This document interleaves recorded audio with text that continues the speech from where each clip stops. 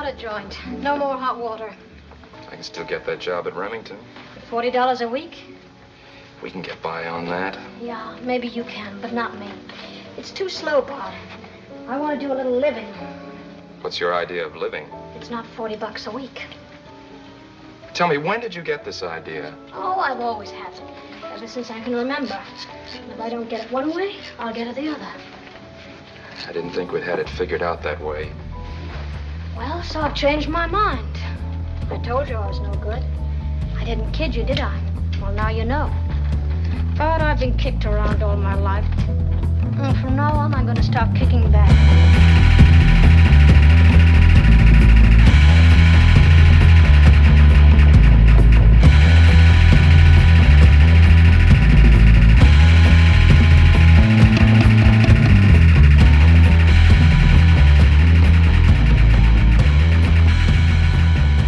Hello and welcome to A People's History of Violence, the podcast where we delve into history's assassinations, affairs, crimes, coups, cover-ups, conspiracies, terrors, and trials. We talk about the bad men who make history and the forces that made them.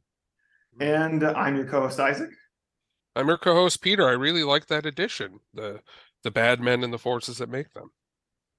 And today we have with us a very special guest to talk about bad men, the forces that make them, bad ladies, and everything else. Writer, cultural critic, general Chicago expert, and Jacobin cultural contributor and organizer, Leonard Pierce. Leonard, welcome to the show. Thank you for having me. It's great to be here and an honor to be on the show. I'm very excited to talk about this topic that I've spent a lot of years enjoying and talking about with other people. Yeah, truth be told, Leonard, to give our listeners a little bit of an idea of how I managed to snooker Leonard onto our humble little show. I read your piece back in 2020 in Jacobin called Noir's Working Class Cinema. And it really just raised a whole lot of different notions. And I feel like you were able to kind of show the tip of the iceberg in that piece as far as your understanding of noir as a kind of a realist cinema that, you know, within the constraints of, or in American culture, where you can only say things a certain way in cinema and expect to kind of get away with it, or at least get a production company to give you the money to make that. It managed to depict the realities and the struggles, and even like sometimes this kind of doomed heroism of working class people driven to the brink. And not to put any more words in your mouth, but probably for our listeners, we should just ask the expert, what is noir? How did this get made and what happened? Sure. I would be happy to ramble on about that. Film noir, as it is currently called, it was not called that when it came about. What we're generally talking about, although, as I mentioned in the article, you ask a dozen people what film noir is, you'll get a dozen different answers. But the consensus view is that it was what was at that time called crime dramas. They were usually fairly cheap. A lot of them were made either as B movies or as movies for what were called poverty row studios, which were the little studios that didn't have a lot of money. They filmed things quickly and cheaply. And they tended to be about crime. They were whodunits, they were murder mysteries, they were what we now call detective stories.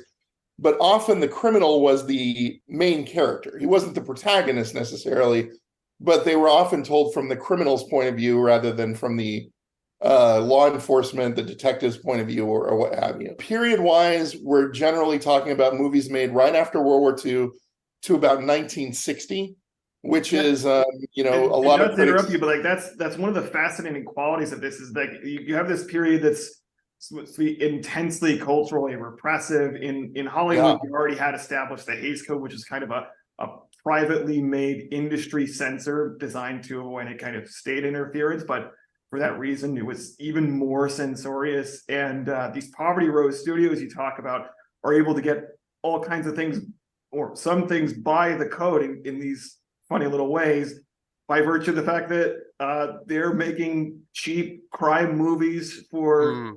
I'm reminded of that scene in Trumbo where John Goodman is confronted, and he's like, "No one watches my movies who reads your stupid papers. I make garbage." Get the fuck out. It doesn't matter. I make garbage. Frank! Hey! You want to call me a pinko in the papers? Do it. None of the people that go to my fucking movies can read. Yeah, these were Not not. this like code guy with a baseball bat. Yeah, these were not movies that were expected to be big hits. They didn't have a huge popular audience, but they also were not at that time critically acclaimed. Critics tended to ignore them, and the way that we got the phrase film noir is that around the early 60s, a lot of the new wave filmmakers in Europe and France especially, many of whom had been critics beforehand. A lot of the new wave people, Agnes Varda, Godard, Truffaut had come out of Cahiers du Cinéma and some of the other avant-garde film publications. And they were the ones who coined the phrase film noir, or black movies, essentially, which referred to the fact that they're generally pretty dark. They're very cynical about human nature. They follow in the footsteps of, and were often written by, pulp novelists who were kind of disreputable, and talked about thematic issues that you didn't see in movies a lot back then. And yeah, as you say, because of the Hays Code was very strict. I mean, this is the baby boom. This was the Ozzie and Harriet years. This was the period where American culture was very censorious. It was also very tied up in the Hollywood Red Scare. Right. A lot of the noir writers got blacklisted or had been blacklisted. A lot of the noir directors had come from Europe, fleeing either Hitler at first, like Fritz Lang, or later on fleeing anti-communism, like a lot of the Italian and French directors. And so you had this kind of perfect storm of politics, economics, and sexuality that let these movies get away with an awful lot in all of those fields. You had routine violations. There were very strong limits on what you could show sexually in movies back then, and a lot of noirs really pushed the envelope on that. There was a general stricture on showing cops as being corrupt. Noir really subverted that at every turn. You could never show the bad guys winning. And while noir kind of stuck to that, they lost because of bad luck or their own hubris or whatever. They didn't lose because they were bad people. Right. And another important thing to remember, especially when you talk about the class connotations of film noir and what was a working class cinema, that a lot of these actors were not A-list actors. They weren't the guys who made millions of dollars. They were guys who struggled to work and took whatever jobs they could get. A lot of the screenwriters, like I said, were blacklisted or couldn't get studio jobs, were very alcoholic. There's a lot of them were from working class backgrounds. They didn't have any kind of connections. And most importantly, they were working in a context that emphasized sympathy with the downtrodden. Everything from the femmes fatale to the criminal protagonists, they weren't often shown as villainous people. They were often victims of circumstance. And that came from a perspective that a lot of the writers and creators were like, well, we don't really believe in this model of cops and government people are good and moral and criminals are bad and evil. They're just people who are stuck in different circumstances. One of the famous lines from The Asphalt Jungle, a rare noir done by an A-list director, John Huston, the financier who's bankrolling this heist, is trying to explain to his wife why he's involved with these lowlifes. And he says, well, they're not that different from us. Their crime is just a left-handed form of human endeavor. It's just we're on this side and they're on that side, but we're not that different. And the movie, of course, bears out that fact that, this is also another stylistic tone in a lot of noirs, is that rich people are terrible. That the real villains are the bankers and the millionaires and, not the poor unlucky guy who just needs some money to get by. And they're also coming back, a very important aspect of this too, and then I'll wrap it up, is that a lot of these movies featured protagonists who were coming home from World War II and they had made enormous sacrifices for their country, and they got home and realized that they'd been sold a bill of goods by the government. All the stuff they thought they were going to get when they came home, they weren't getting. Some of them they didn't qualify for the GI Bill. They didn't get the VA benefits they thought they were going to get. Especially if they were people of color, they got left behind by a lot of the social safety net that the GI Bill was supposed to cover. And that made them very cynical because they had seen some pretty horrible things in the war. Yeah, so it's interesting how you have this back and forth across the Atlantic where these writers and directors, they come from Germany and France, they go all the way out to California, they make these movies, they don't expect anyone to pay attention to them. And then in some cases, like 20 years later, or many more, like 10, all of a sudden they're getting written up in the cahier.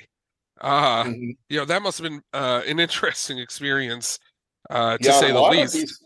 A lot of these films were essentially forgotten by the time the French writers especially started writing about them. And as I understand, some of them became very hard to actually even find and view after. Oh yeah, there's some that are still out for a while. There's dozens of film noirs that you essentially cannot find anywhere. Like they exist in one print, like at the UCLA archives or something. So feel free, we don't have to do a huge digression on this, but I'm just curious, how did the revivalists want, like were there just movie theaters in Paris just playing these old movies?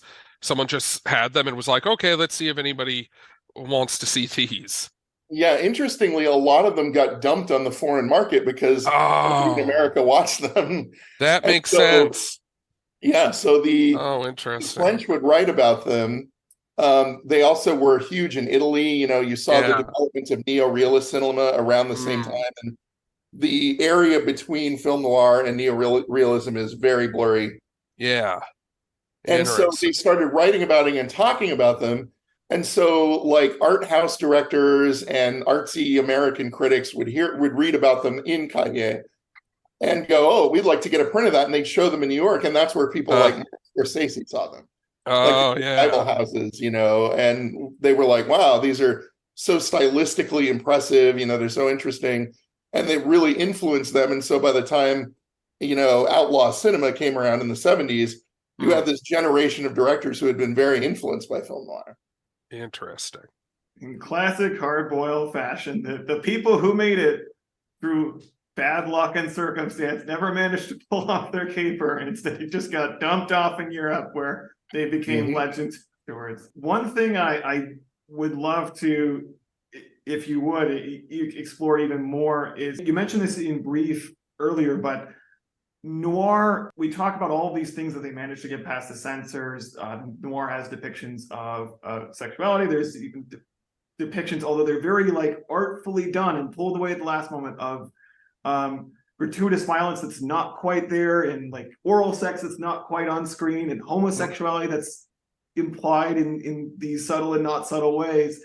But one of the things that you managed to impress in your piece is the thing that strikes us looking at noir films, especially now, when we're in decade 5 or whatever of the blockbuster era, is that they talk so much about class without even saying class, that this is a world in which the characters, the protagonists, the antagonists, are all submerged, and their ambitions are all filtered through the fact that this is a world where anything can be bought and everyone gets sold, and no one manages to get by except for the very rich.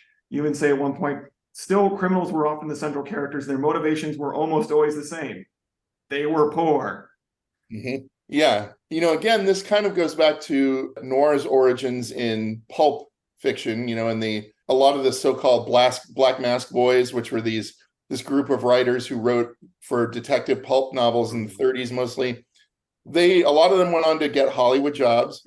Some of them came from the ownership class. Raymond Chandler famously was like a corporate guy before he became a writer, worked for an oil company for many years.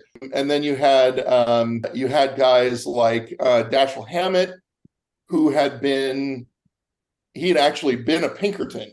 He had been a Pinkerton private detective and had seen all the union busting that they had done. And he came from fairly modest circumstances, and he quit the Pinkertons because he couldn't handle, seeing what they did, on a daily basis. You had others who who came from the working class. James Jones wrote a lot of stuff for pulp novels, and, he's famously the guy who wrote From Here to Eternity, and he was purely working class guy. Then you had guys like Jim Thompson, who was also very working class. David Goodis, who wrote a lot of famous noirs and wrote a few screenplays. He was a very working class Jewish Philadelphia guy, never made any money. Even the pulps did not pay that well. Right. Nobody got into writing pulp magazines for the money, so. Yeah. I mean, like Dashiell Hammett actually stands out for the money he made, and that was mainly on The Thin Man and the sequel to The Thin Man. Sure. Yeah. So you had writers coming at this who were working class people, and these were Poverty Row Studios that produced a lot of these movies, like Republic, Allied Artists, people who made their movies on the cheap. They didn't have these $1 million studio budgets. They didn't have your Xanax, or your Louis B. Myers saying, I want this thing turned into a movie, Yeah. Republic was like probably the most prominent of the Poverty Row Studios. And even they didn't have any money, So they made their movies on the cheap. They made them quickly. They made them with actors who were not generally A-list actors. They made them often on location because they couldn't afford to build sets. So they had a very street feel to them. But because you had a lot of these directors who had come from Europe and worked in the European art cinema mode, that's where the stylistic elements creeped in. And so you had these very dark and light contrasts in the cinematography. You had these very artfully constructed shots. You had interesting blocking. You had interesting ways of moving the camera that came from that European and to a lesser extent American tradition. John Alton was a big noir cinematographer, and he was famous for working with Orson Welles, but he came from a working class background too. He had been the son of a ranch hand, I believe. And he had worked with the WPA, which is where Welles met him. And so even that came out of Roosevelt's alphabet, system to try and give artists who were struggling a chance to make a living at what they did. And that's where Alton learned how to do photography and later became probably the signature film noir cinematographer. You talk about a couple of aspects of the content of film noir, in particular, how it stands out in this otherwise kind of stifling, airless period of cultural repression in a lot of ways. And one of them was, like you said, how police are depicted. You pointed out one film that I hadn't seen before a couple of times called Shield for Murder. And I noticed this came out in 1954. So it was a bit surprising to me because, contemporaneous events, the Julius and Arthur Rosenberg are being executed in the electric chair at the time. There's incredible repression, Smith Act prosecutions and support for police. You have Parker taking the helm in Los Angeles, turning it into an apartment that, rather than just being violent and corrupt, just being extremely violent while not being as corrupt. And instead, what you have in Shield for Murder is a caper where the lead character is a cop who's just decides he's going to pull off a murder robbery. And there's so many little offhanded comments I noticed in that one after there's a officer involved shooting, quote unquote, I guess they would say today.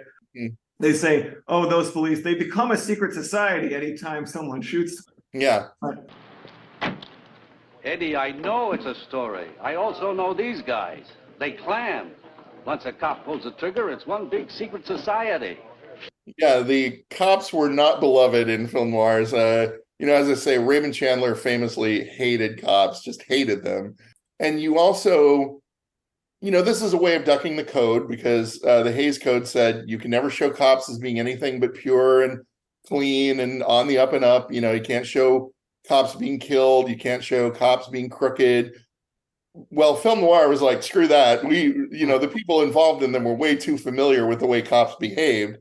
David Goodis, to return to a previous example, he had a lot of sexual kinks, as we would call them today. And he had gotten busted many, many times, often for the fact that he really liked to date black women, which was not acceptable at that time for a white guy to be carrying on with black women. And so he had gotten rolled by the cops time and time again. Yeah, and so you have movies like Shield for Murder, you have The Sniper. There's another, which is one where the cops are not necessarily crooked, but they're one of the cops essentially is constantly hitting on a victim of a crime.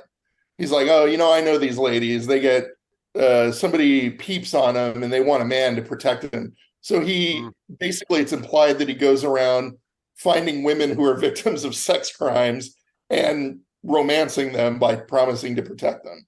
You have the Prowler in particular, with the Prowler is writing in their name. You've also the got cop in that one is just so viscerally creepy. So creepy, yeah. He's such a creep. Bog-eyed stalker. Yep. And you've got The Killing, a beautiful early Kubrick movie, where one of the participants in the heist is a crooked cop. Not just crooked, but also lazy, and just really, one of the early portrayals of a cop who just, sits in his car and doesn't do anything, And so that was one of the big ways it pushed on the boundaries of what was allowed under the Hays Code and what was acceptable in a broad way culturally, is showing these guys who were, businessmen who were crooked, cops who were crooked, accountants who were crooked, guys who were just like portrayed to us all the time, bankers who were crooked, as being paragons of society, who are really very base and awful people who are way worse than the petty criminals who are just trying to rip somebody off for money. The villain is always, the worst villains are always the most powerful people in society. Yeah. So feel free to on this one, because I'm not sure how. It's just another kind of contextual question I had, which is in the kind of A movies of the time, like the headline movies, what were the depictions of crime like in those? Did they have sort of crime dramas higher up on the scale that showed police as good guys or what have you? Or Sure. There were plenty of A-list crime movies. People like a crime story, Sure. But in mainstream stories, which I think this is the case today, certainly we've kind of gone backwards in the sense, the law enforcement people were the heroes, the cops were the protagonists, the detectives were the protagonists, FBI guys were the heroes, military guys, higher ranking military guys were the heroes. They're always clean. They're never on the take. The story is always from their point of view. They always get the girl. Oh, yeah. They never come to a bad end.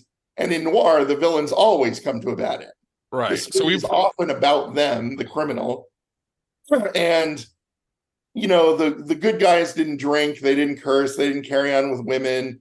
If there were villains, they were always shown as just utterly despicable. They didn't have any redeeming moral qualities or sympathetic aspects. And their women were very pure and, decent and kind. And, they didn't sleep around and they didn't, that was a big thing in noir, is like, noir from a feminist standpoint is a little iffy because it was written largely, but not exclusively, by men. But the idea of the femme fatale, which is baked into the noir model, it took a big hit in the 60s and 70s when feminist film criticism started, because feminist film critics pointed out, and they're not entirely wrong, that these were movies in which women very strongly used their sexuality as a weapon against men.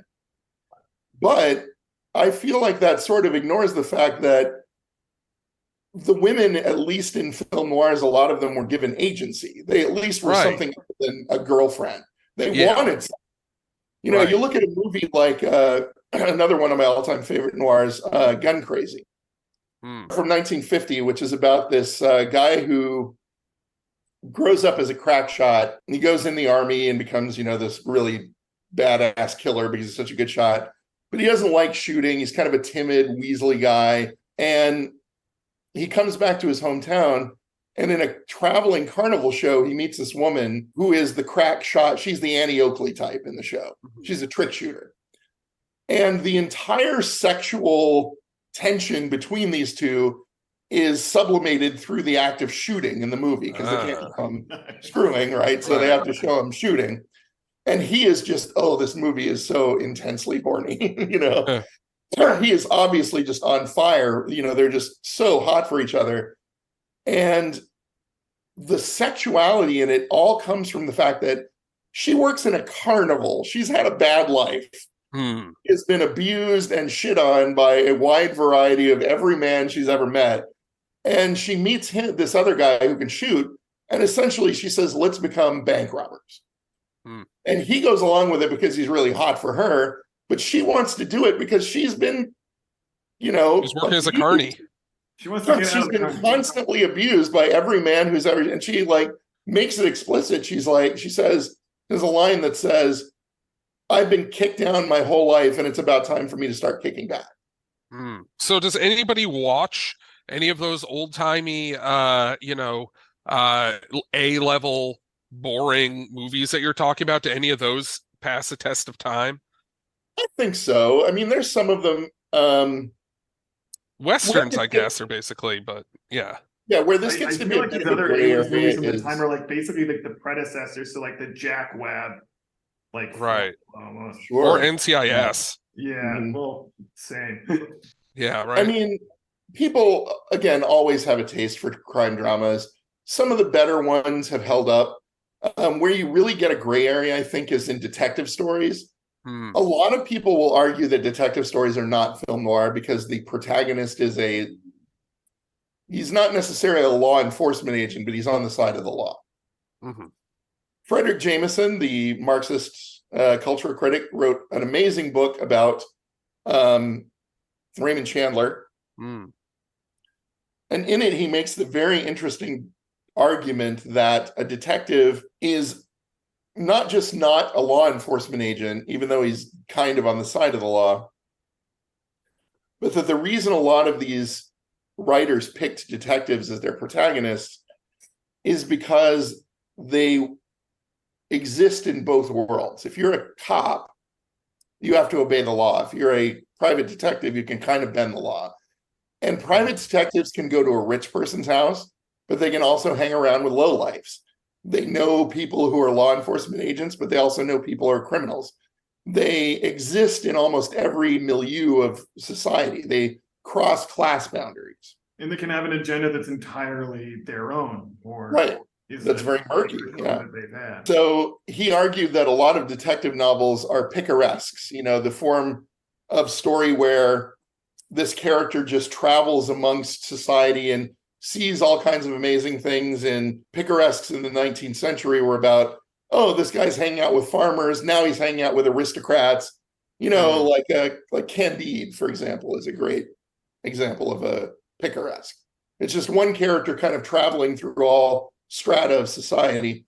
And Jameson argues that detective novels reify that, and they allow us to see aspects of society that we wouldn't ordinarily see depicted alongside other ones. And usually in the picaresque, while a lot happens, you can't really change the social order. That's right. And if there's one thing that is a constant about noir, it is fatalistic. That is one of its immutable qualities. Nobody comes out on top. Nobody wins.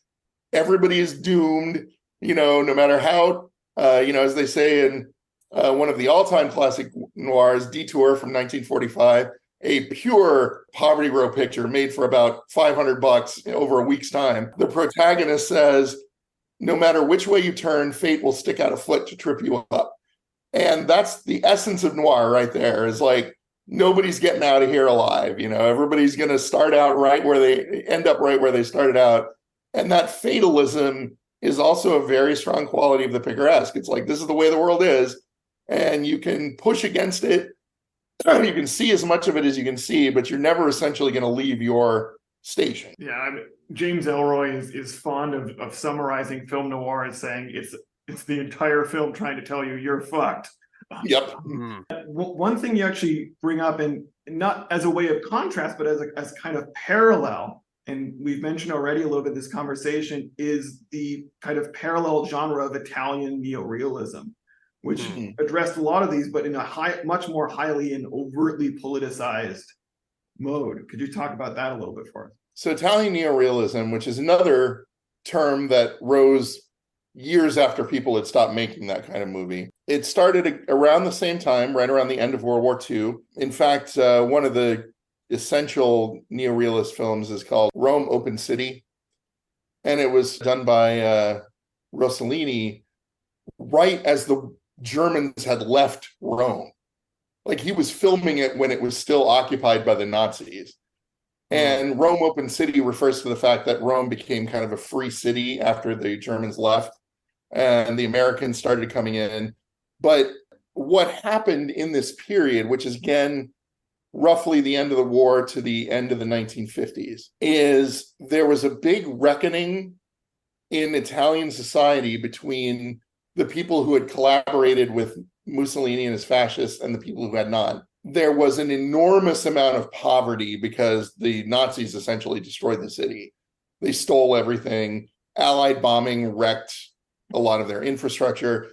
So even people who previously had money had nothing. You know, some of the neorealist films like Umberto D and Bicycle Thieves, these are depressing movies. They are about really poor people who are on the verge of death. Like, they're going to die from being poor. And the third thing is that there was, because of the Allied occupation after the Nazis were driven out, but the fact that Italy did not yet have a stable form of government, there was an enormous amount of crime and corruption. And so all these things fed into what these guys wanted to make movies about. And again, a lot of them had come from a very working class background. A lot of them were communists. Or were communist sympathetic. And so they wanted to make movies about these ordinary people who were struggling. And sometimes they were doing it through crime. So there are neorealist films that are also, I would argue, film noirs. You know, they're crime films like Bitter Rice. And then there are others that are not really about crime. They're just about poverty and the choices that poor people have to make. But they shared that quality of, like, people made them on the cheap. They were often made with non-professional actors. They had very distinctive cinematography, often using that same black and white, shadowy, play with light, often using the same interesting camera angles.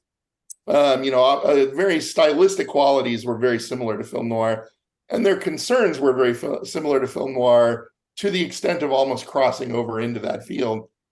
And then a lot of them, after the war ended, and you had this huge struggle between the communists and the government that the American government preferred, during the years of lead in the 60s and 70s, the Americans were propping up a very capitalist form of government because the Italian Communist Party was very strong at that point. So a lot of them went on to make what were called Cita Violencia movies, named after weirdly enough, a Charles Bronson movie. That were kind of more modern. They were what would later be called neo-noirs. They were less explicitly about poverty, but more explicitly about crime. And they were mostly in color, but they had a lot of the same concerns. And so a lot of the actors who worked in Italy at that time, including American actors like Bronson and Rod Steiger, came over to the United States and made film noirs and some of the successors to film noir. So it was very kind of incestuous scene. Much like the French New Wave. I'm almost reluctant to take us to this period where film noir declines. So rather than forcing us there so quickly, what are your favorites and why? We mentioned the big combo before we went on air here, which is a fascinating movie, among other things, because it has two very clearly gay hitmen. Yep. Yeah. The big combo is long been a favorite of mine. One of my entrees into writing about film was a long vanished website, which who knows if the folks who did it are still around, but there was a film criticism site called The Big Combo that I used to read a lot of. And, they did a lot of really insightful, interesting criticism, but this is like a 90s, early 2000s film site, so it's long gone. But yeah, The Big Combo just has so much going for it. It's directed by Joseph H. Lewis, who also directed Gun Crazy, another one of my all-time favorite noirs. Its screenwriter is one of the best screenwriters of noir. He did a lot of other really good noirs. It's got a terrific cast. The two main characters are a cop played by Cornell Wilde, who is a medium star at the time. And the antagonist is a guy who bankrolls mob operations, essentially. And it's just it's so sexualized and it's so violent and it's so like they get away with so much in it that it's really kind of everything comes together in it. And the story is very hypnotic. It's got a lot of twists and turns. It's got a lot of scenes that are very violent, but the violence is implied rather than utterly gory because you couldn't really do that. So there's a scene where Mr. Brown, the villain, tortures the cop by making him drink shaving lotion. Oh, yeah, like it's liquid. like a tonic, right? Or something like Yeah. that. And his assistant, like his flunky, wears a hearing aid and he's constantly yelling right into the hearing aid, like to just brutalize him into knowing who's in charge. There's a great opening scene where he has this Mr. Brown has this boxer who's on the tape that he hired to throw the match. And he goes to visit him. And Mr. Brown, for our listeners, is the big villain with all said flunkies. Yes. Mr. Brown is one of the great villains of all film noir, in my opinion. But he goes to this guy's, Mr. Brown is a little dude, he's not a big hulking villain. And he just goes to this boxer and slaps him around right after the match. And he says, you can't win. I'm never going to bet on you again because you're not bloodthirsty enough. You don't want it bad enough. And he's like, when you are, he says, when you're in the ring, you shake your opponent's hand. You want to beat the shit out of this guy and you're going to shake his hand, you kill him. You think about him as somebody that you want to murder. And that's the only way you should ever relate to him. And he says, you think that you're going to make it someday, but look at me. I've got this woman, I've got all these jewels, I've got all this money, I've got these guys who will do anything for me. And he has this great line. He says, first is first and second is nobody. And he's just so ruthless. And you're just like, how does this guy command people like that? And it's because he's so ruthless. And he's such a perfect villain. And the hero is corrupted because he is in love with Brown's mistress. So he's very compromised by that. He can't really go after him as much as he wants to. And yeah, Brown has these two flunkies who they live together. They sleep in the same bed. And there's a scene where they're feeding each other salami. It's not really subtle, but I mean, if liking salami makes you gay, consider me Tom. Absolutely, yeah. There's another great scene. It's one of my favorite scenes because he actually got pulled in front of the Hollywood blacklist hearings to discuss it. Because you couldn't show it. Congress is literally putting you under oath and saying, yeah, look, we need to talk about this scene in your movie. Yeah. As if they're a bunch of button-down guys watching a stag film. Yeah, it's like Estes Kiefer, is asking about the scene. So there's a scene where you're seeing him kind of like his mistress, who there's a very distinct class element to the relationship between Mr. Brown and his mistress, because she's portrayed as being very upper crust. She has this mid-Atlantic accent. She comes from a good family. She was once a star piano prodigy. And now she's just this broken down drug addict who is so unable to get herself together enough to leave this sleazebag she's dating that she tries to kill herself. And he's trying to get her back and assure her, I got you, baby. And it's no coincidence that he seduces her in the room where he keeps all his money. That's a big signal to the audience, why she's sticking around. And so he comes up behind her and she's wearing this bare-shouldered dress. He kisses her on the neck, he kisses her on the shoulder, and then he just goes down out of camera and you don't see him anymore. And suddenly she gets this look of ecstasy on her face. Now, everybody in a modern movie would know exactly what is happening here. But in those days, you couldn't show that. And so they pulled him before Congress and they said, what exactly is happening here? And Lewis was a really funny guy, and he gives them all these really smart ass answers. Like he says, well, sir, you are under oath. You need to say the quiet part out loud. Yeah. And they're literally saying, you're under oath. You have to tell us what's going on here, And he says, look, my business as a director is what happens when the actors are on screen. What happens when they go off screen is not my business. And he just like stonewalls them about this because he will not come out and say what's going on, even though everyone in that room knew what was going on, you know? And so that's one of the ways they, you know, that's an example of how they push back against this stuff in film noirs. But he didn't get punished, you know, he just basically stonewalled them so bad, you know, and it's got all these elements to it. It's got incredible cinematography. I actually think it is by, I need to check myself here, but I believe the cinematography is by John Alton. It is by John Alton, the guy who worked with Orson Welles, you know. It's just, it has so many great elements to it. So it's one of my favorites. Gun Crazy is one of my favorites for very similar reasons. It's also got terrific performances by a couple of actors who didn't really do a lot more, including Peggy Cummins, who's the female lead, who plays Annie Laurie Starr, the sharpshooter at the carnival. John Dahl, who is kind of a minor actor from that period, and he's very good at playing kind of a lanky, nebbishy, no account. It's also got almost every good film noir has an amazing visual element to it. And in this one, Yes. in Gun Crazy, there's a bank robbery where their getaway, when they rob the bank, she's in the car and he jumps into the car. And there's a scene where they drive up to the bank, he runs in and robs it, runs out, and they get away, and it's all done in one continuous shot.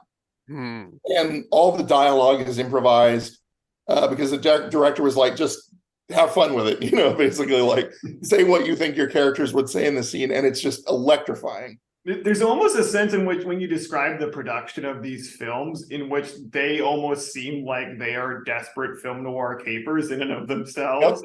Yep. You have these like poor, down on their luck actors, directors, writers who are blacklisted and having to use doubles and fake names and shit like that. And they have one shot.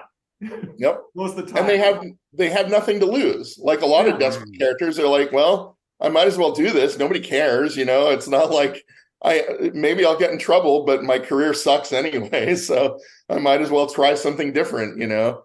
Congress going to put me in prison? Yeah, right. They're gonna put me in prison for showing the love act.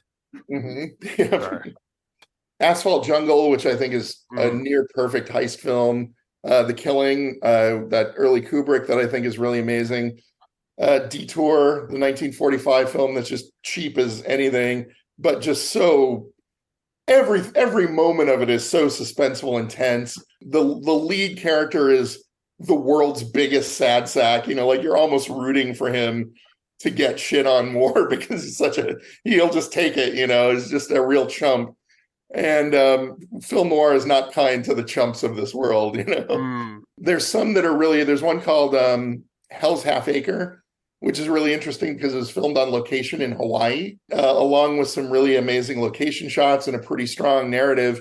You get a lot of not so great depictions of Asian people, but also some elements of anti-imperialism. There's a common thread in the movie that the Hawaiians hate the white people who live there. You know, they wish they were gone. Film noir tackles a lot of racial issues that did not get talked about much back then. There's a development in The Killing, the Kubrick movie, which even talking about it would constitute a spoiler, but it's one of the few elements in that period of film noir that was racialized. There's one of the characters has an encounter with a black guy, and his reaction to it ends up being the wrong thing to do, and he pays the price for it.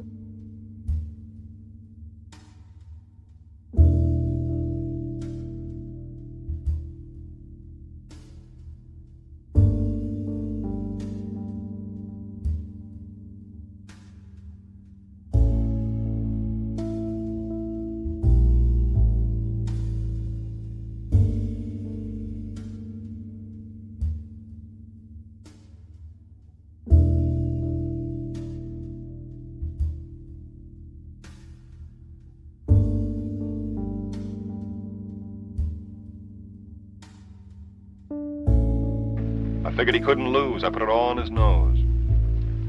He lost by a nose. Drink your coffee, honey, before it gets cold. The way I figure, my luck's just got to turn. One of these days I'll make a real killing, and then I'm going to hit for home. First thing I do when I get there, I take a bath in the creek and get this city dirt off me.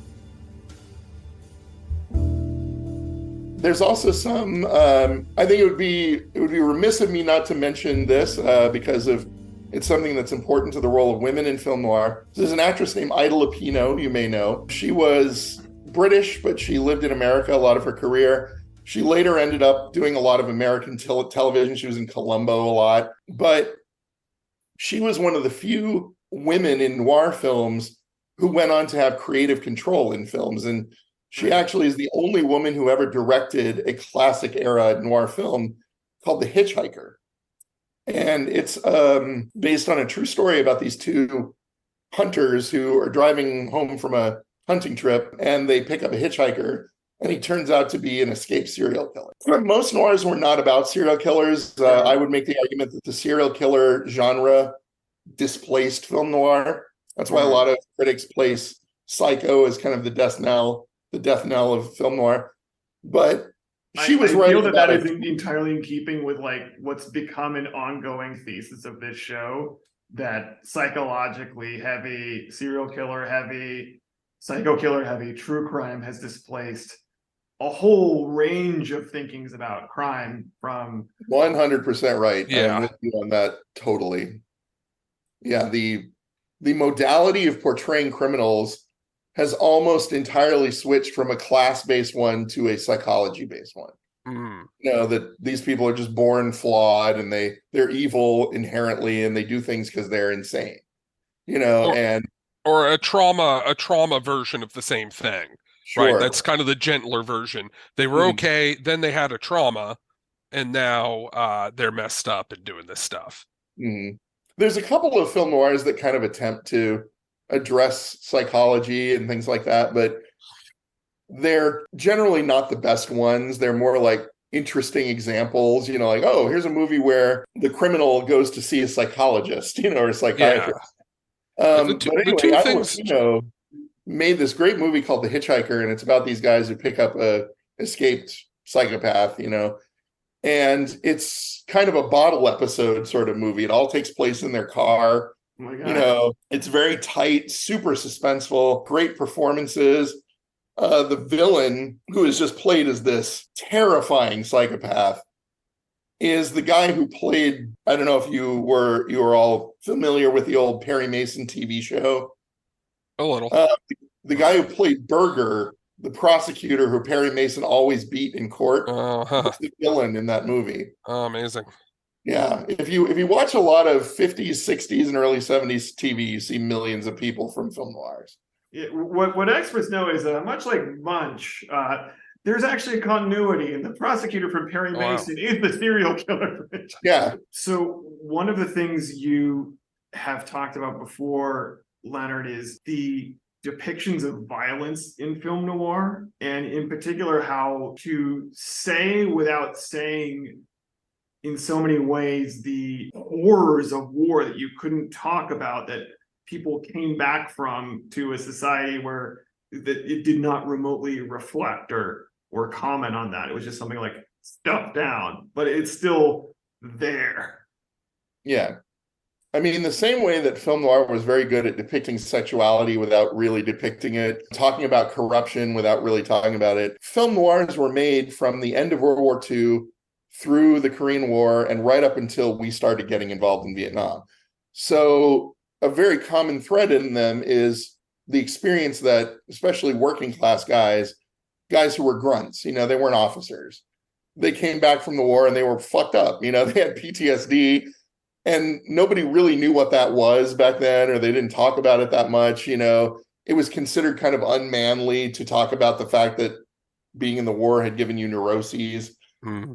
But everyone who came back from that war knew somebody who had shell shock or had PTSD or had seen a lot of people around them die, and because there wasn't really a mental health infrastructure in the country back then, it often would get pretty ugly. And so you've got movies like The Sniper, where the antagonist is a Korean War veteran who just started shooting people from a distance because that's what he had been trained to do, And you have movies like, there's a really good one called Five Against the House, which is directed by Phil Carlson, one of the real unsung heroes of film noir. And it's about these college kids who got drafted to go to Korea when they were still in college. And when they came back, they go back to college, but, they've got an extra 5 years on the clock. So they're 28-year-old guys hanging around with 22-year-old sophomores, Friends, they don't feel like they fit in, and one of them's kind of this clever dick sort of, oh, I'm a smart guy, I'm going to figure out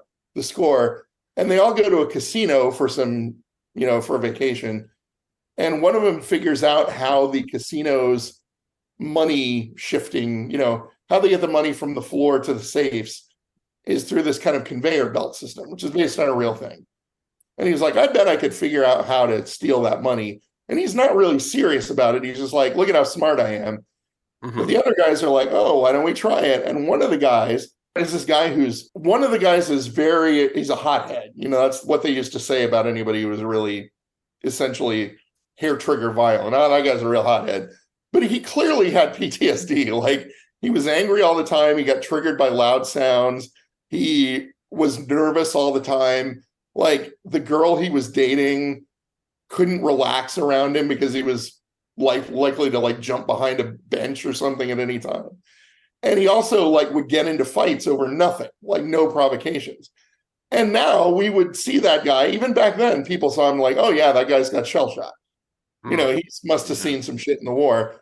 But they couldn't really say that because it was considered unseemly to talk about veterans having suffered mental health crises because of the war.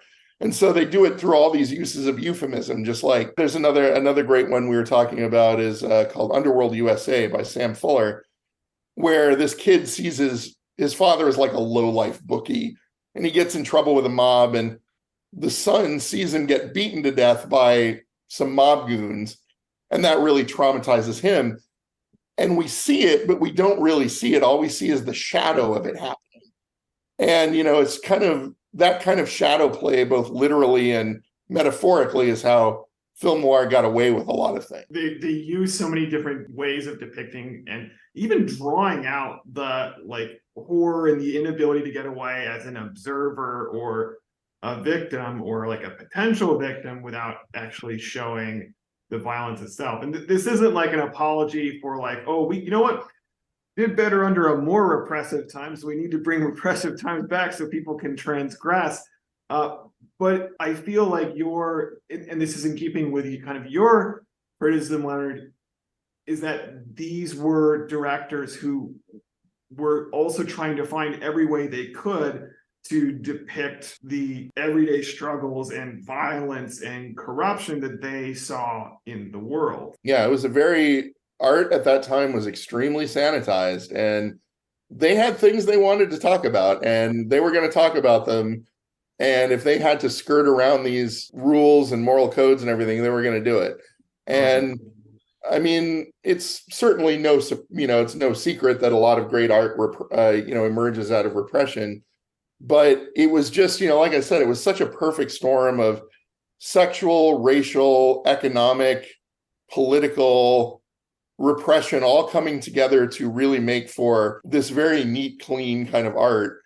And these were people who, for whatever reason, were not having it. They were not going to make those kind of pictures. The result, I don't think it's a surprise that it became so popular in Europe, because you're looking at societies in France, in the UK, which had its own noir tradition, in Italy, and then later, and to a lesser extent, in Eastern Europe and the Soviet Union, when it kind of leaked behind the Iron Curtain, that these were countries that suffered far more in World War II than America did, and who had to cope with the wreckage that the war left their society in a way that America did not.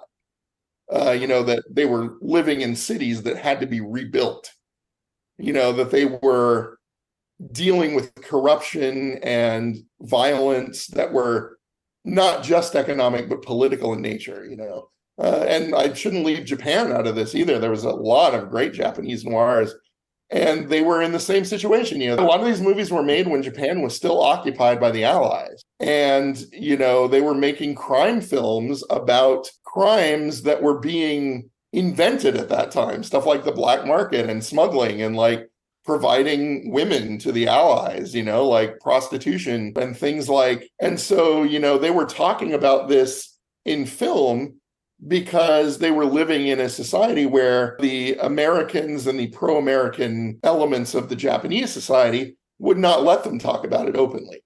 So they resorted to fiction as like, well, we all know what's going on. Here's what's going on, but I can't talk about this in a news story. So here it is in a movie. So interestingly, to go from the pessimistic world of noir to what followed it, you touch a little bit in your piece and in our conversation here about the decline of noir. And there's really a shift, as you said, from depicting people as being motivated by money, or like in the movie we just talked about, Shield for Murder, sorry. Like his chief aspiration is buying this like chintzy looking little model home.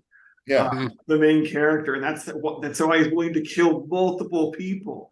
But we move from that to a depiction of murky, psychologically related crime, almost like on a, frankly, like you get the sense of the intonation of like, this is more of a nuanced and serious view of what motivates these people. Which is funny because it's usually like 101 straight out of the DSM, right? It's not like film noir lacked for insight into what actually motivates people. It just didn't make it as like the center of the plot.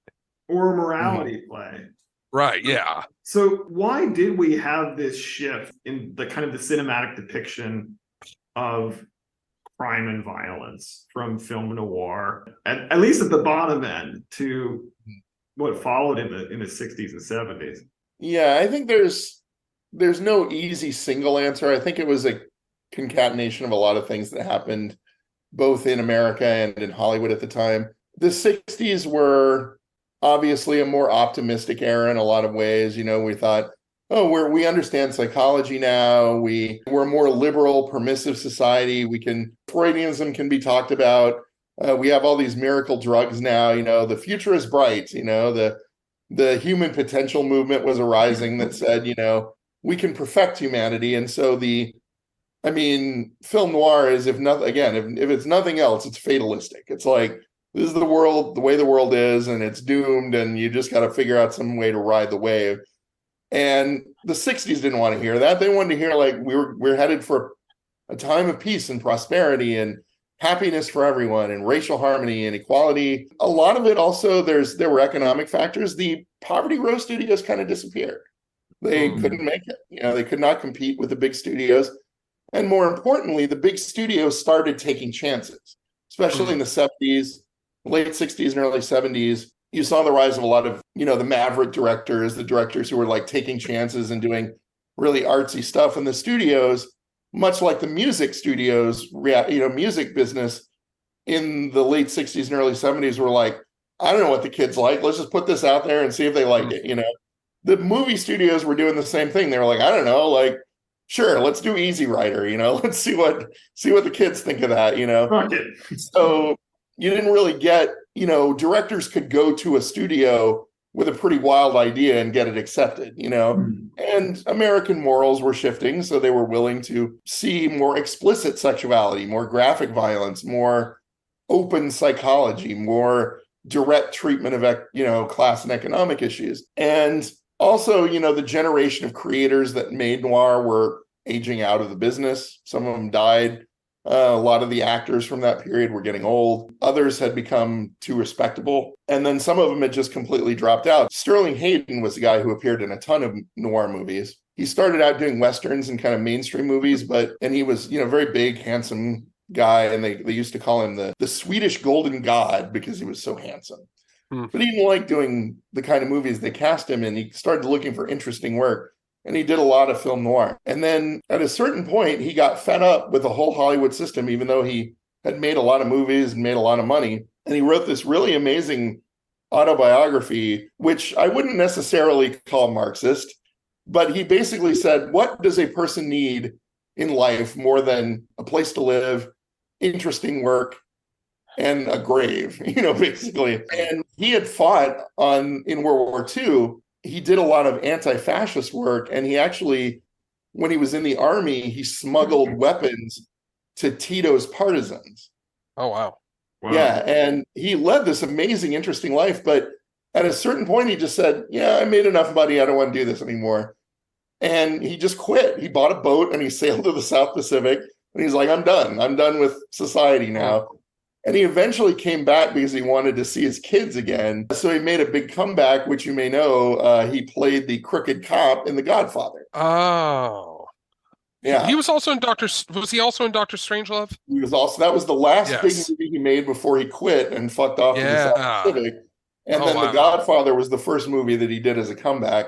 But in the subsequent 10 years, he was just nowhere. He was one of those guys. I'll just enjoy my veal cutlet. Yeah, he just kind of dropped out. Sorry. And all you need is a house, interesting work, and a grave is the most hard-boiled way of putting like a baseline socialist ideal into writing. Yeah. If you can find you may be able to find a copy of it online, but he wrote this book called it was named after his boat. Wanderer. And it was basically his theory of life. He's like, people should do work that interests them and is productive. And we've gotten wrapped up in this capitalist idea of I have to have a huge house and I have to have 10 cars and stuff. And it was written in 62 or 63. And back then movie stars did not talk like that, Yeah. No, it's very proto beat though. I guess just beat at that time. Yeah. So it's interesting. I think about crime movies now, and obviously you have your big cop blockbusters. You do have movies that take the criminal perspective more, but like you said in your article, a lot of them, they're not as kind of gritty. They're not as they're always higher stakes. What I'm thinking of is the films of Michael Mann, where these criminals are often already basically rich. You kind of have to have a lot of money to do the types of crime that they're doing in Heat or Thief or Black Hat because they're expensive. Despite its working class character and tone, I mean, in Thief, he owns a car dealership. Right, yeah. He could just stop doing crimes and make money off of his car dealership. And I interest declared, I love Michael Mann. He's probably my favorite director. But yeah, I don't think in his mind it's a contradiction to have that character also stand in. I mean, maybe he would say it was for the working class, but almost more the sort of artisanal, right? He's the individual. And this is true also in his non-crime movies like Last of the Mohicans, right? It's the individual operator versus the combine. Right. But the other thing that I think of is the rise of kind of mafia movies as canonical American cinema. And from what I know more of the novels than I do the movies, but having read a fair number of hard-boiled detective fiction, they're usually, if there's criminals that are sympathetic, it's usually not the mobs. It's usually due to a combination of A, they're squeezing the little guy, and B, there's often leftover ethnic prejudice, especially unfortunately from Chandler, who are these greaseballs to shake us down, et cetera, et cetera. But it's so funny, Coppola and Scorsese and whoever putting all of this effort into trying to say something real about the American experience with their mob movies. And then a little while down, just a matter of decades down the line, their movies are interpreted by audiences as, man, isn't it fun to hang out with your friends when they're all criminals? Yeah, and hang out. You get to hang out with your buddies. You have a lot of money. You're eating pork all day. No one messes with you. No one tells you what to do. You know, they become these kind of dad movies in the American imagination, which I guess is my very long-winded way of saying there's a certain extent to which you need the audience, right? Not just the creators, not just the ideologies or the artistic influences. You also, if you have all that and you don't have an audience that's willing to like take on board what you're saying, where are you? Yeah. Well, that's absolutely right. I mean, I am a big advocate of reader response theory that, you know, the reader creates the art as much as the author does. And, you know, I wrote I may have mentioned I wrote a book called If You Like the Sopranos. My editor was very kind to let me use what was supposed to be a book about like, hey, if you like the Sopranos, here's some other shows you can watch, to instead write a book that is basically like the history of crime film in America. And so I talk about this a lot in the you book. pulled off a good caper. Yeah. You know, I do talk a lot about what the difference between a noir crime drama and a mob crime drama is, some of the essential qualities of the modern mob movie, you know, the immigrant experience, the way that it organized crime as opposed to individual crime kind of mirrors capitalism, right? You know, these guys are capitalists. They don't hate the system. They love the system. They just want to make money outside of it, you know. And they've become organization men in a sense. Yeah. And so that's all very valid. And, you know, and I think another thing about modern crime films is they're very technologized. You know, like if you watch a caper movie from the noir period, and it's not just because of the period in which they're set, it's that we have a whole different expectation of what a criminal should be now. Like, so for instance, if you watch a heist movie from the noir period, like Killing or the Asphalt Jungle, or even the original Ocean's 11 with Frank Sinatra and his buddies, which is not a great movie, to be clear, but, you know, or to use a British example that I'm really fond of, The League of Gentlemen. Or Rififi. Rififi, absolutely. Or the capers are pulled off by this sort of combination of the guys running it being smart, having some degree of inside information, and having just the right people on their team to do specific jobs. It's very much more like you were talking about, professionalized, like artisanal. Yeah. And now it's like, look at the modern Ocean's 11 movies. Those guys have the most cutting edge technology. Right. They're already all rich. Yeah. Way more so than the Michael Mann characters. Yeah. And, you know, they're basically pulling off like they're competing with the casinos. They're not robbing them. They're just like, oh, I have a neat trick I could figure out to rob this casino. And, you know, I find that kind of unsatisfying because it's not a story about people anymore. It's a story about things, you know. They're using these things to steal these things, and the cops are using these things to try and interfere with the other things. And all the human interest is kind of sidelined to me. You know, that's something that, and as, you know, we've talked about, the stakes are always so high. You know, you don't have a situation where, like in Shield for Murder, the guy just wanted to buy a little prefab, you know, cottage, or in the Asphalt Jungle, which was a Sterling Hayden film. His character, who's the goon, you know, he's the muscle, he wanted to buy back his parents' horse farm.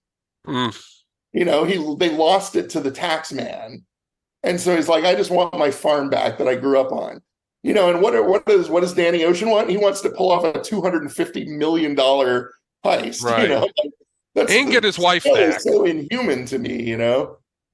And get his wife Julia Roberts to like him again. Yeah. But mainly by proving that that Andy Garcia, her husband's a jerk, which you wouldn't think it would follow that he would then fall back in love with George Clooney. But anyway, that's one of the good things I like about Fargo. Is right. Marge Gunderson says at the very end, all for a little bit of money. You know. So as a fun personal anecdote, I always thought it was very weird that people thought Marge Gunderson was so admirable and sympathetic. And I was like, boy, I don't know if that's, you know, and again, I'm a reader response theory guy. I don't believe that the word of the creator is the word of God. But I was like, I wonder if the Coen brothers believe that Marge is, if they perceive her the way that I think audiences perceive her. And to me, that line showed that she kind of lacked a certain degree of empathy because she didn't understand how much that money meant to them. Right. may have been a little bit of money for her in her fairly Yeah. comfortable suburban existence, but for Yeah. these guys, it was life and death. They literally killed people over it. Right. And I wrote an article, for the late lamented nerve.com film section. They used to do this head-to-head thing where they would have two critics take contrary views of a movie. And I argue with this guy who held up the standard perception of Marge. And I said, I don't think that's the case. I don't think that they hate Marge, but I think that they think she's weird. Mm. And I don't think that they necessarily want us to emphasize her. Oh my God, hold on. Here's a car alarm going off outside. Oh yeah, that happens to us all the time. Yeah, I've had 2 cop sirens. Oh yeah. So many years later, I came across this interview that the Coen brothers did with Terry Gross on Fresh Air. And they basically came right out and said, yeah, we were baffled by the way that people reacted to Marge. We meant for Steve Buscemi to be the character that everybody identified with as this outsider who was dropped into a milieu in which everybody seemed completely crazy to him. Why are these people all behaving with such kind of faux nicety?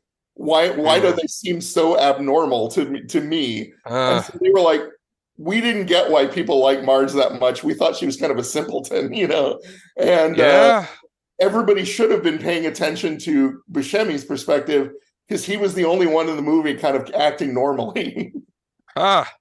Amazing. Because Steve Buscemi's a city man. He's a little nebbishy, and they're all fucking hasty moves. That's right. Yeah. So it's as good a lead in as any as to what you think of these kind of neo-noir or noir revival flicks. And I don't mean the kinds that just revive the aesthetics of it, because I think that probably goes into one bucket. There's a whole lot of people who are just fascinated with the aesthetics of noir, literally like fedoras, black and white film, but less like the gritty moral depiction. And so I was wondering your thoughts on some of these neo-noir films. I have my own favorite with Blood Simple. Fantastic movie. But Inherent Vice is also one that gets batted around a lot as kind of being a soft-boiled. So by all means, lead us away. So about neo-noir, yeah, you're absolutely right. Like, there are a number of neo-noirs that I absolutely love. To just start out with the most obvious one, Chinatown is an unbelievably great movie in just about every aspect, just almost a perfect film to me. Although it is one of those movies where the stakes are so high. The villain turns out to be not, it starts out as an investigation into adultery, which in an unspoken thing about what most private detectives do is they do divorce work. And it turns out to be this sinister indictment of capitalism, essentially, of capitalism devouring this entire section of the country, Yeah. But there are a lot of great, great neo-noirs. The best of them, though, are the ones that stick to the doom-struck tone, the fatalism, the working class milieu. And those are very few and far between. A lot of people, even in ones that I really enjoy, what they're doing is they're reifying the noir style. And here's the interesting thing about the noir style.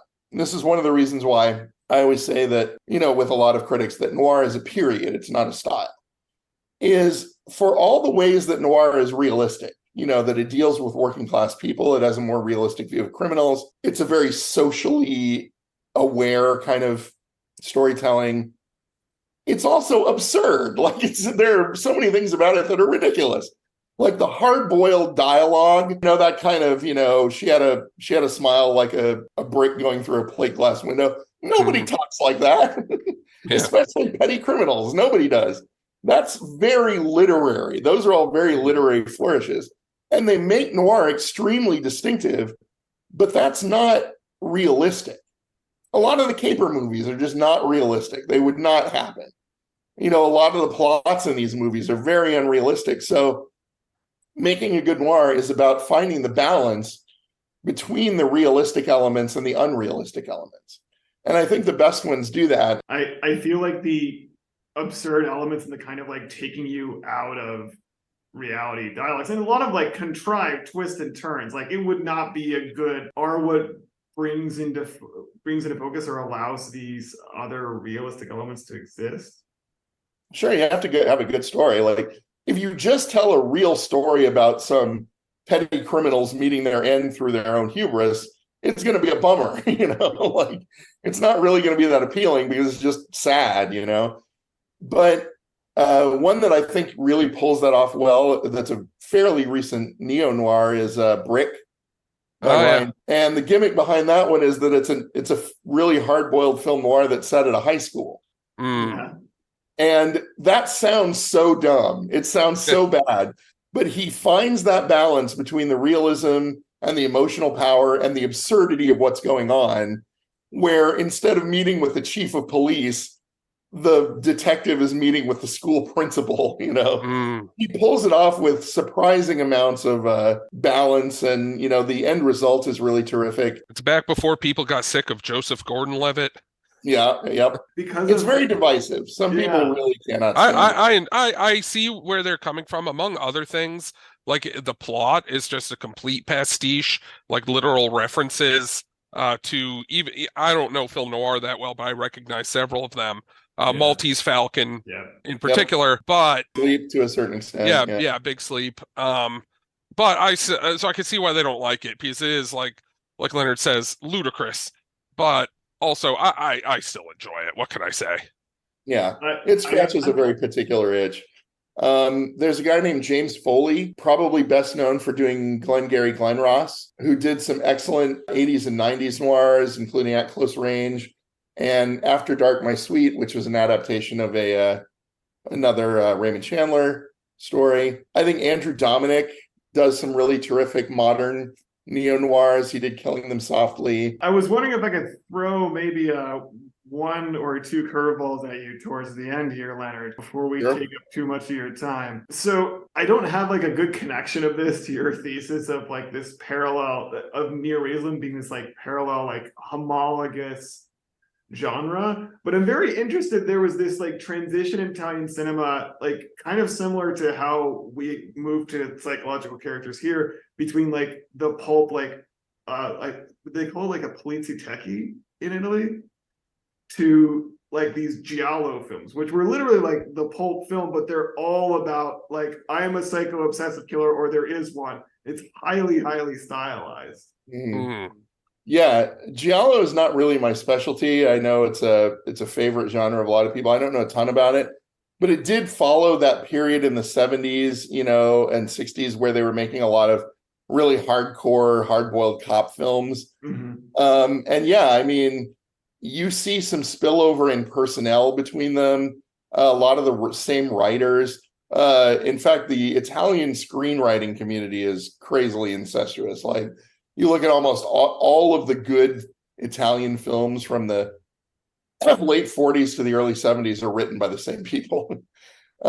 France too, like there's a ton of French noirs that are all written by Jacob Ballieu, which is this writing team that did a bunch of really famous detective and noir stories. The most famous of which is in America is probably Diabolique.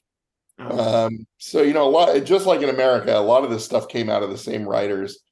And I don't know. I mean, it could be, this would be strictly amateur theorizing, because again, giallo is not my specialty. That is what we do on this show. But I mean, again, that was when the years of lead were happening in Italy, where there was this extreme amount of violence. There was the American Leave Behind programs where they had kind of dropped in all these fascists who worked to keep the communists from getting too much power. There's a lot of terrorism and a lot of violence in society, and it was very sublimated. The press was always trying to, depending on who owned the newspapers, trying to say, well, this is all the capitalists doing, this is all the fascists doing, and the same big people owned all the media. So I kind of wondered to what degree that was a reaction to what was happening in society at the time.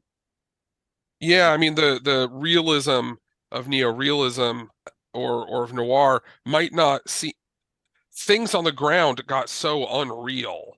Yeah. That realism didn't seem too real anymore, arguably, and you needed something bigger and weirder. But yeah, giallo, there's because as far as I could tell, the place where like real movement is happening in terms of like any kind of like pulp writing. I mean, obviously it's not pulps anymore, but the inheritors of pulp writing, it's not really happening that much in sci-fi fantasy. It's not really happening that much in crime, unless I'm missing something. It's happening in horror. Horror has kind of taken the place where a lot of that place of speculation and of kind of freedom that you don't get as, I mean, you still get good writers in the other genres, but I'm not a horror guy, so it's a bit of a bummer. I think you're seeing a lot of that right now, especially in the emergence of what they're starting to call folk horror. Yeah. You're getting that same picaresque of like, oh, here's a person who moves freely between, respectable society and these kind of fringy cult worlds.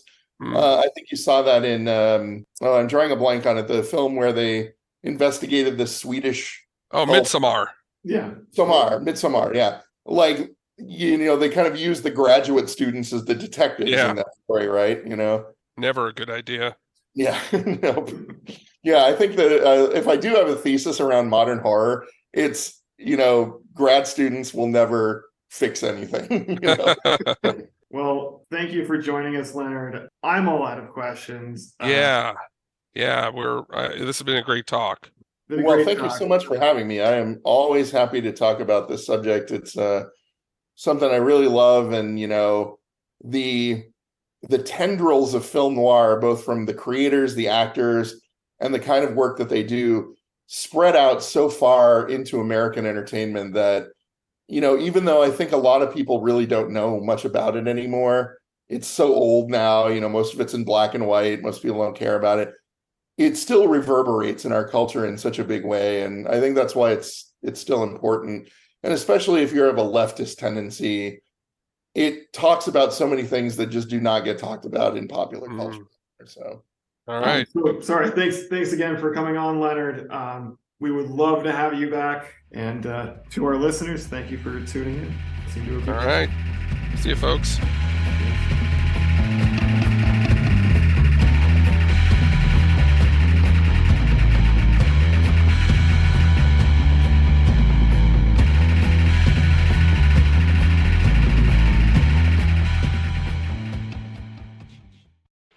Haven't you bothered me enough, you big banana head?